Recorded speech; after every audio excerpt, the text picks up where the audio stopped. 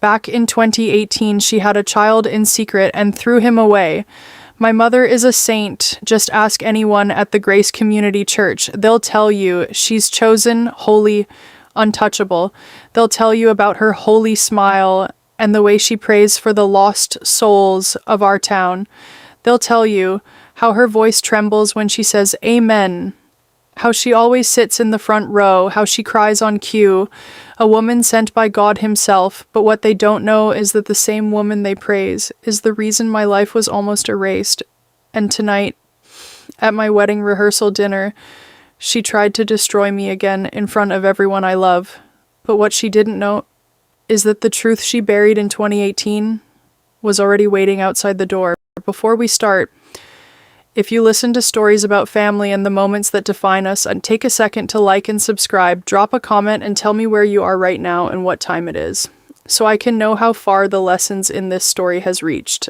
My name is Juliet. As I sat at my wedding rehearsal dinner that night, January 4th, 2026, I watched that saint lean over and whisper to my fiance's mother, "It's such a tragedy." She cooed, her voice dripping with fake honey.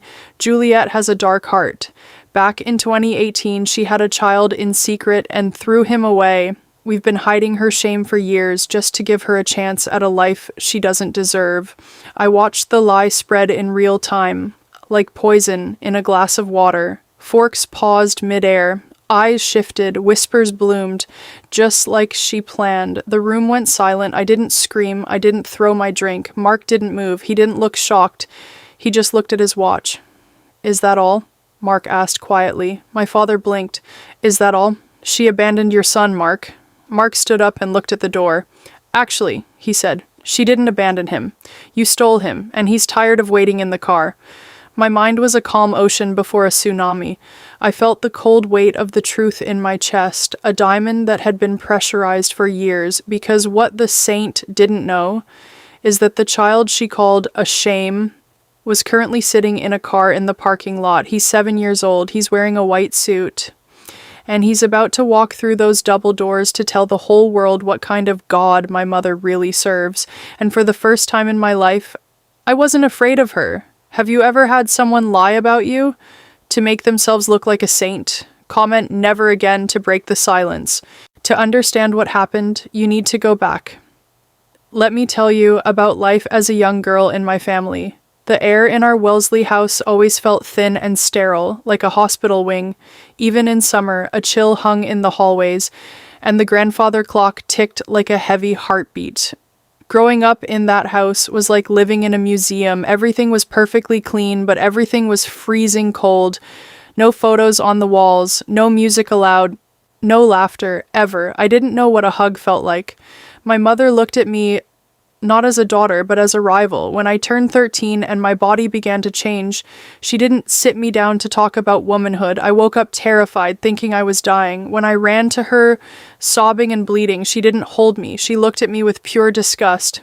"It's the curse of Eve," she said, handing me a rag, "and I can't help you or teach you anything. It's the price you pay for being so disgusting." Her words didn't just hurt. They defined me. Why didn't I call 911? Because my father was the man who ate dinner with the sheriff. He told me if I spoke, he'd have me committed to a mental ward, and I'd never see the sun again. I was a child, and I believed him. I grew up in total biological darkness. I didn't understand my own cycle. My mother used to tell me, "Juliet, the day you were born, my light started to dim. You stole my youth. You stole my shine." I felt like a parasite, a shadow. I sought information outside. I went to the Boston Public Library on snowy afternoons, hiding between the stacks, and that's where I found Mark. Mark didn't just see me. He recognized me. Mark was different. He came from a home where people laughed loudly and hugged until your ribs cracked. He taught me that I wasn't a thief. He taught me that love wasn't a transaction. He was my son. And my parents were the clouds waiting to choke him out. Did your parents ever treat you like a burden instead of a blessing? Drop a heart if you can relate. In 2018, the clouds moved in. I was 17. I was pregnant. When my mother found the test, she didn't cry. She smiled. "Now," she whispered, "everyone will finally see you for the hollow thing you are." That smile, it was relief, victory. My father, the harsh deacon, didn't just ground me, he erased me. He took my shoes and my phone. "You will not bring shame to this church," he hissed. He told the church I had a rebellious spirit and had been sent to a strict boarding school. In reality, he threw me into our unfinished basement, and just like that, I stopped existing.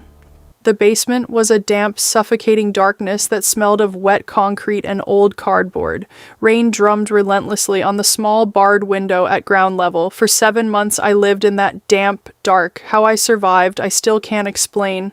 I learned to track time by the clicking of my mother's heels above my head. Click, click, breakfast, a piece of dry toast. Click, click, dinner, a cup of tepid water. My mind started to fracture. I would talk to the spiders just to hear a voice. Sometimes I forgot what sunlight looked like. Sometimes I wondered if I deserved this. One night, the saint forgot to lock the door. I crept up the stairs, my stomach heavy with my son.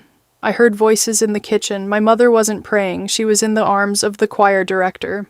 "Once the baby is gone," she told him, laughing, we can finally use the mission trip money to move away. The girl is a perfect excuse for the funds. That was the moment I understood. This was never about God. It was about control, money, image. In August 2019, my son was born. I got 90 seconds with him. Then my father held a pillow over my face to muffle my screams while the child was taken away. "He's dead," my mother told me. "God took him." And something inside me actually died that day. Betrayal is loudest when it comes from family. Type no more if you've broken the cycle of toxic family secrets. I stayed for some months, broken and pretending not to be. One day I waited until my parents were both out. I found my birth certificate, swiped my mother's hidden emergency cash, and ran. The frantic neon-lit chaos of the Port Authority bus terminal felt safer than home, even in the biting soot-stained wind of a New York winter. I hopped a Greyhound bus, changing my name and my life. I didn't look back, because if I did, I might not have left. Mark was frantic. He went to my house every day in the pouring rain. My father threatened him with a restraining order. My mother told him Juliet had an abortion and ran off with a different man. "She hates you, Mark." Mark lost contact with me for 3 years. He searched every social media platform, every city directory. He was a shell of a man. Meanwhile, I was in NYC, surviving, not living, running on caffeine, fear, stubborn hope, and struggling through nursing school. I was working 12-hour shifts as a waitress just to pay for books. There were nights I slept in the library because I couldn't afford a room, my head resting on a textbook as the city hummed outside. The smell of floor wax and old paper was my only comfort. In 2023, Mark and I reconnected by a miracle. I was working as a junior nurse at a clinic in Chelsea, and Mark walked in with a broken arm. When our eyes met, the world stopped. Years of pain collapsed into one moment. "You're alive," he whispered with tears. "They told me he was dead, Mark," I sobbed.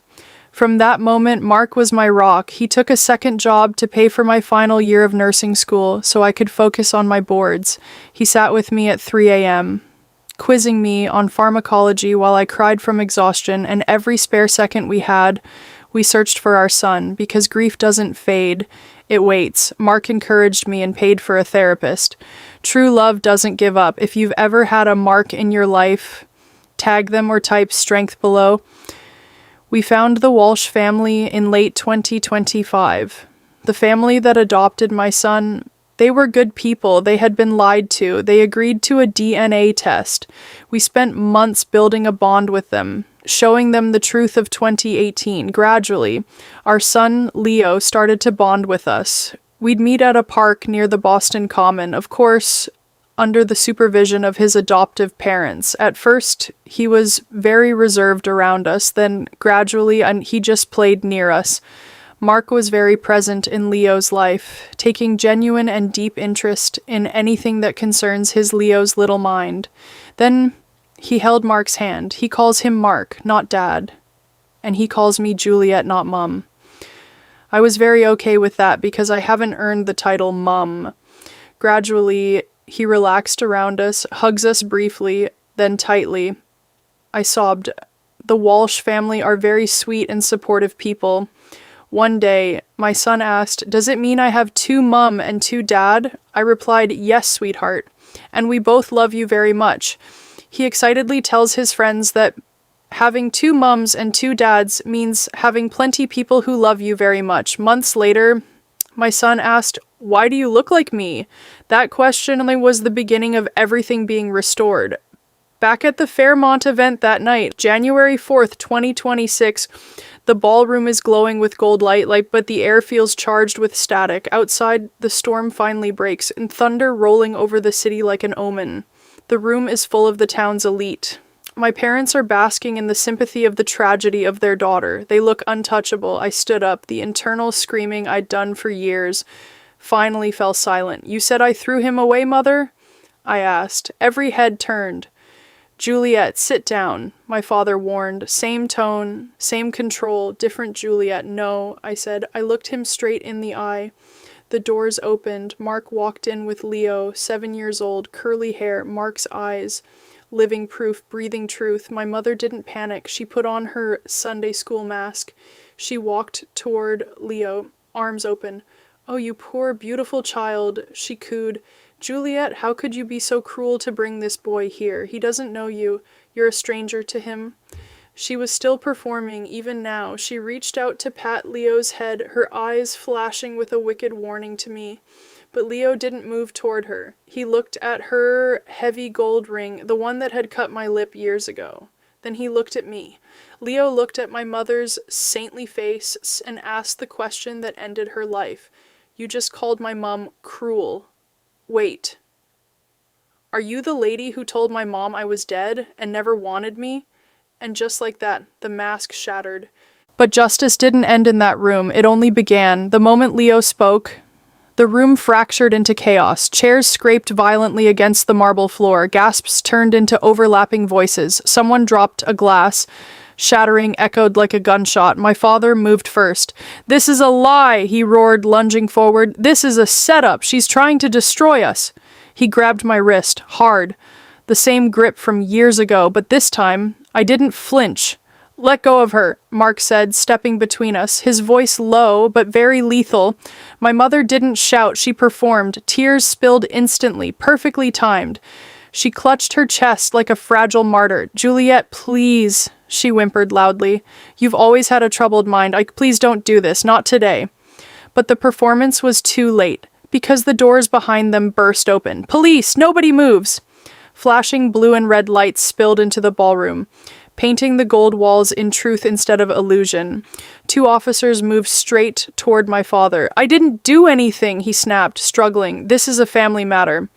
"It stopped being a family matter when you imprisoned a minor," one officer replied coldly, twisting his arm behind his back. My mother stepped back slowly, her eyes darting across the room, calculating.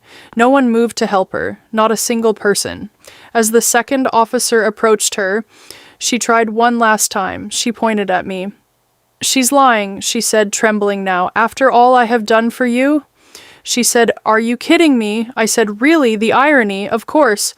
After all you have done to me, you need to be locked up for life." I said, "She's always been jealous of me. Ask the church, ask anyone." My mother screamed. What a dumb, lame reply. "I think we will," the officer said. The handcuffs clicked, loud, final. My father resisted harder. "This is my reputation," he shouted. "Do you know who I am?" And for the first time in his life, no one cared. No more lies, no more hiding, no more fear. The silence wasn't just heavy. It was terminal. The blue and red lights reflected off the puddles outside. A feeling of lightness and like a fever breaking and washed over me. My father tried to shout about respect, but Mark's father stepped forward with the police. "The mission trip fraud. The basement prison, it's over, George." My parents walked out in handcuffs, and for the first time in my life, I could breathe. They were dragged past the same people who once praised them. Heads turned, whispers followed, not admiration, not respect, but judgment. The next day, I married Mark. We had a table for 6, me, Mark, Leo, and the Walshes. Family isn't about the blood you hide in a basement. It's about the truth you're brave enough to tell in the light. My son is happy to spend every Friday, Saturday, Sunday, and Monday mornings with Mark and I. He has a room in our house. Same decorations like his house at the Walshes. Mark drops him off at school Monday morning. He still stays with his adoptive parents Monday afternoon to Thursday evening. The Walshes drop him off at our house on Thursday evening. The Walshes. Mark and I are always present during Leo's school activities that require his parents. The Walsh's family is so sweet. We have therapy sessions with a therapist. And my parents, the investigation on my parents moved fast. Too fast for them to rebuild their lies. Financial records from the so-called mission trips were uncovered. Tens of thousands of dollars redirected into private accounts. Testimonies surfaced. Old church members came forward. Neighbors spoke about the silence, but the strange absence of a teenage girl who was supposedly away. And then there was the basement. Photos, medical evaluations, timeline reconstruction. It was undeniable. In April 2026, the court delivered its judgment. My father was found guilty of unlawful imprisonment of a minor, child abuse, and neglect, assault, financial fraud. He was sentenced to 18 years in state prison, with no possibility of parole for the first 12. My mother was found guilty of conspiracy to commit unlawful imprisonment, child neglect, and psychological abuse, fraud, and financial misappropriation. She received 12 years in prison, eligible for parole after 8. The judge didn't raise his voice. He didn't need to. This court has rarely seen such a calculated abuse of trust, he said, not only as parents, but as figures of moral authority. What you did was not discipline. It was cruelty, hidden behind religion and reputation. And just like that, their image was gone, not cracked, erased. Prison didn't humble them. It exposed them 6 months into their sentences. The letters started coming. The first one was from my mother, neatly written, carefully worded, still manipulative.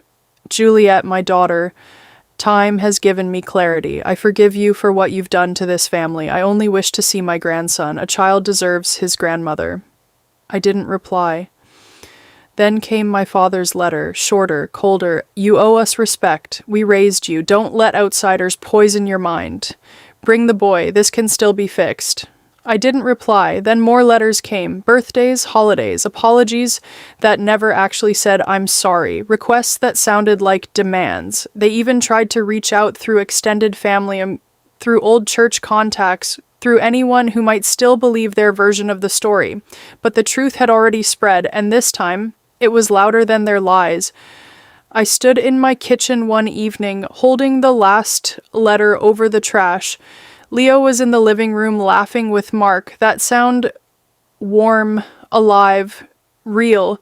Something I never had growing up. I looked down at the envelope and I just stopped. Because there was nothing left in it anymore. No fear, no anger, just distance. Then I dropped it, unopened, because some doors don't deserve closure. Some people don't deserve access. My parents didn't just lose their freedom. They lost their place in my life, in my son's life forever. I didn't need revenge anymore. I had something better, a family built on truth, and that was something they could never touch. Some people don't deserve forgiveness. They only deserve distance. Tell me the truth. Would you protect your peace, even if it meant losing your own parents forever?